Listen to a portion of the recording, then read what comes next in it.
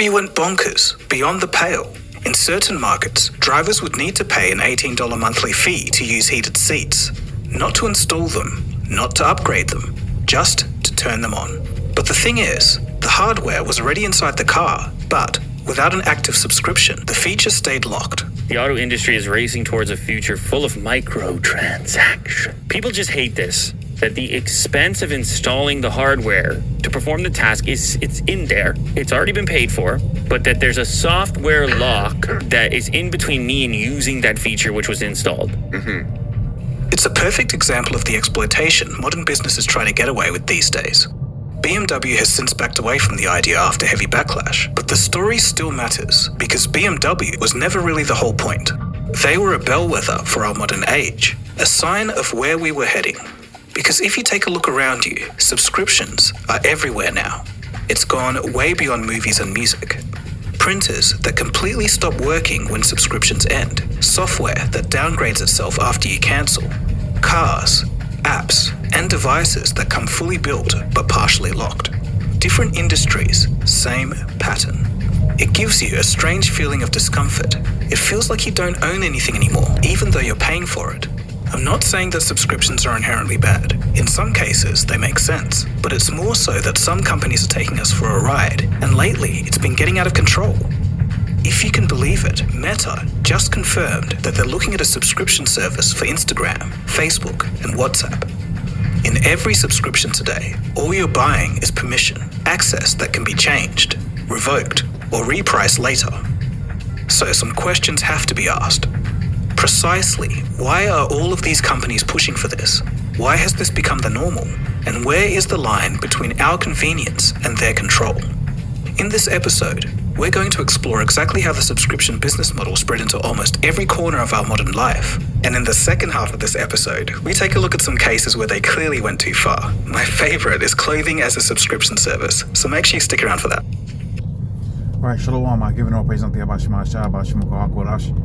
The bonus unto the apostles of great millstone, and I honor you brothers that be pushing this truth in sincerity throughout the four corners of the earth. And the brother and body are coming out here to give you this truth for the grace and mercy of Yahweh Shai, giving all praise unto Yahweh Shai. It's a relatively quick video based upon the clip that we just seen, and it's a pretty self-explanatory video. You can watch the rest of the video on this guy's channel called Fusion, and he goes into tech news, all right, tech news, business updates, and stuff like that. He'll do a video on it. He's pretty decent at doing those kind of videos. So let's go into the topic at hand and filter it out through the scriptures. As you've seen, silver's doing the madness. Markets all over the world are up and down. Okay, inflation is terrible. The cost of living is crazy, and ultimately that's all by design. Scripture says he causeth all, both small and great, rich and poor, to receive a charagma within their right hand or in their forehead. And we see that is really a system, an infrastructure. That infrastructure is being built around us. In order for you to not be able to access these particular things, entertainment, commodities, it all needs to be sold to you in such a way where it is inherently removable, for want of a better way of phrasing it. So when you see these subscriptions, when you see payment plans, microtransactions integrated into everyday things, understand that there's a reason for that. There's a reason why you're seeing more of this type of a way of being throughout the four corners of the earth, because ultimately you set up what's known as a cashless society behind that to backbone that. Then you have a situation where, like the guy said, access can be revoked. Okay, access can be revoked, and that's what we see within the book of Revelations, the 13th chapter.